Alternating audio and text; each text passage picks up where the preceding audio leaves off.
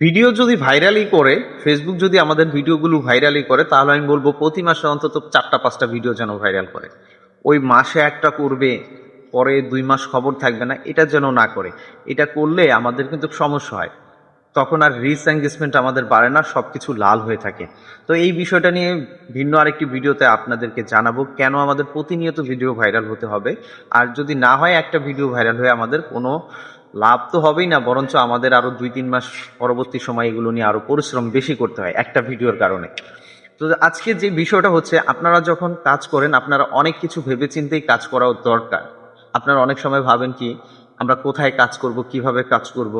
কেউ বুদ্ধি দিচ্ছে আমাদের গ্রুপে শেয়ার করার জন্য, কেউ বলতেছে নিজের ভিডিও নিজেই শেয়ার করা যাবে, অথবা নিজের ভিডিও নিজেই অনেকে কি করছেন গ্রুপে শেয়ার করে দিচ্ছেন, অ্যাডমিন আইডি থেকে শেয়ার করছেন, পরিবারের ভাই বোন, বাবা ছেলে আত্মীয় স্বজন, ঘরের মানে যে যারা থাকে তাদেরকে দিয়ে অনেক সময় শেয়ার করিয়ে দিচ্ছে। তো এগুলো নিয়ে মানুষ নানা রকম নানা মত দিয়ে থাকে। কেউ বলছে পারবেন, কেউ বলবে পারবেন না। তো এখন মানুষ শুনবে কোনটা? এটাই যে একটা বিভ্রান্তকর এক ধরনের একটা প্রশ্ন তৈরি করে দিয়েছেন। তো এই বিভ্রান্তকর প্রশ্নের কারণে অনেকে কিন্তু কনফিউজ হয়ে যায়। তবে দিন শেষ আমি আপনাদেরকে কাছে একটা কথাই বলছি, কেউর কথা শুনতে হবে না। ফেসবুকের কমিটি গাইডলাইন, যাদের মনের মধ্যে কনফিউজ আছে, বিশেষ করে আপনার মনের মধ্যে যদি কনফিউজ কাজ করে যে না আমি করব কি করব না, কারটা রাইট কারটা সঠিক, এটা না ভেবে সোজা আপনারা কমিটি স্ট্যান্ডার্ডসের মধ্যে চলে যাবেন, ফেসবুকের গাইডলাইনটা পড়বেন। ওইখানে যদি পড়ে বুঝতে পারেন যে ঠিক আছে ফেসবুক বলেছে কিভাবে শেয়ার করা যাবে এবং গ্রুপগুলোতে কিভাবে আপনার পাঠাতে হবে, তাহলে আপনারা যদি কাজটা করেন তাহলে ঠিক আছে। গ্রুপে একেবারে শেয়ার করা যাবে না এরকমও না, গ্রুপে শেয়ার করার কিছু নিয়ম বা সিস্টেম আছে, সেটা যদি আপনি অবলম্বন করতে পারেন তাহলে গ্রুপে অবশ্যই দিতে পারবেন। আর সর্বপ্রথম যে কথাটা বললাম, পরিবারের লোকজন বা আপনার ঘরে যারা আছে, অথবা আপনার অ্যাডমিন আইডি থেকে বা পেজ থেকে আপনি সরাসরি গ্রুপে শেয়ার না করাটাই বেশি উত্তম। এটা হচ্ছে আমি আপনাদেরকে কমিটি গাইডলাইনের একটি অপশন থেকে আপনাদের কথাটা বললাম।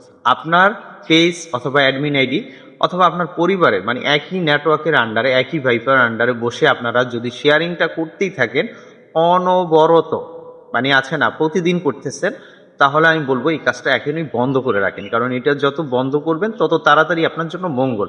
কেন মঙ্গল?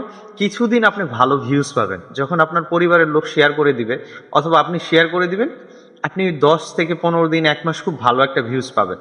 তারপরে 1 মাস পরে মানে ধরেন 30 দিন পর থেকে আপনার পেজে আর একটা ভালো ভিউজ আসবে না, ভালো কমেন্ট আসবে না, ভালো রিচ করবে না। তখন কিন্তু আপনি এটা নিয়ে পস্তাতে হবে। তখন কিন্তু আপনাকে অনেকটা সময় এই স্পামিং এর থেকে বা এই সমস্যার থেকে বের হতে অনেকটা সময় লেগে যাবে। তখন আপনার পেজের রিচ এঙ্গেজমেন্টটা অনেক ডাউন হয়ে যাবে।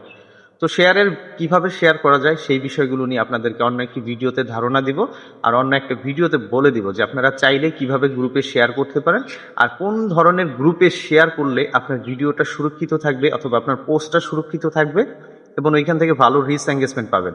সব গ্রুপে কিন্তু শেয়ার করা যায় না, এই জিনিসটা বলে দিলাম প্রথম থেকে। তো যারা এই ধরনের কাজ করেন চাইলে একটু বিরত থাকতে পারেন, আর যদি বিশ্বাস না হয় কমিটি স্ট্যান্ডার্ডগুলো পড়ে নেবেন, ওইখান থেকে আপনারা জেনে নেবেন যে ফেসবুক কি গাইডলাইনে বলে রেখেছে। আজকের মতো বিদায় নিচ্ছি, খোদা হাফেজ।